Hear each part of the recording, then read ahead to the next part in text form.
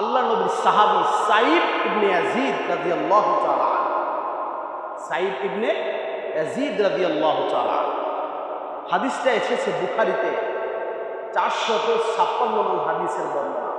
উনি বলছেন, কুনতু caiman feel মসজিদে, আমি মসজিদে নববীতে দাঁড়িয়ে আছি, ফাহাসাবা রাজুলুন, ছোট একটি কঙ্কর দিয়ে একজন মানুষ আমাকে আঘাত করলো, একটি কঙ্কর আমার দিকে নিক্ষেপ করলো।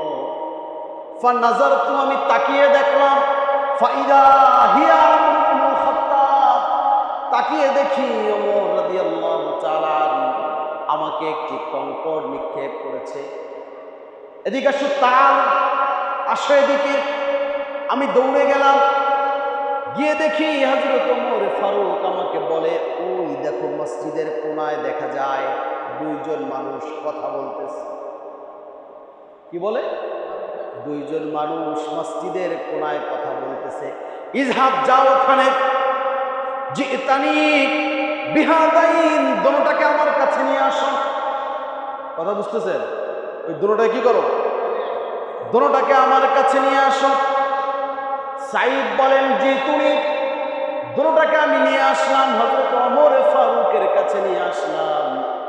ওমর ফারুক ডাক দিয়ে বলেন, মিন আনতুমা, মিন আইনা আনতুমা, কোত্থেকে এসেছো, বাড়ি কোথায়? এই বেটা, কোত্থেকে এসেছো, বাড়ি কোথায়? ওনারা দুজনে জবাব দিল, নাহনু মিন আহলি তায়েফ, আমরা তায়েফ থেকে এসেছি। তাহলে কথা বলো কেন মসজিদের মধ্যে? লাউ কুনতুমা মিন হাদাল বালাদি, যদি তোমরা দুজন আমার এলাকার হতে, কত কঠোর কথা দেখছেন, যদি তোমরা দুজন আমার এলাকার হতে, লা আওযাতুকুমা, তোমাদেরকে আমি অনেক বেশি প্রহার করতাম, পিটাইতাম।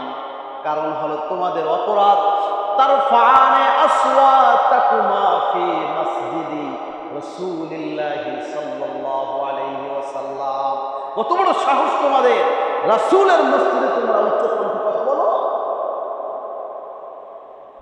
এই রোগটা কি আমাদের দেশে আছে? এই মসজিদে কথা বলার রোগ, এটা কি আমাদের সমাজে আছে? হ্যাঁ।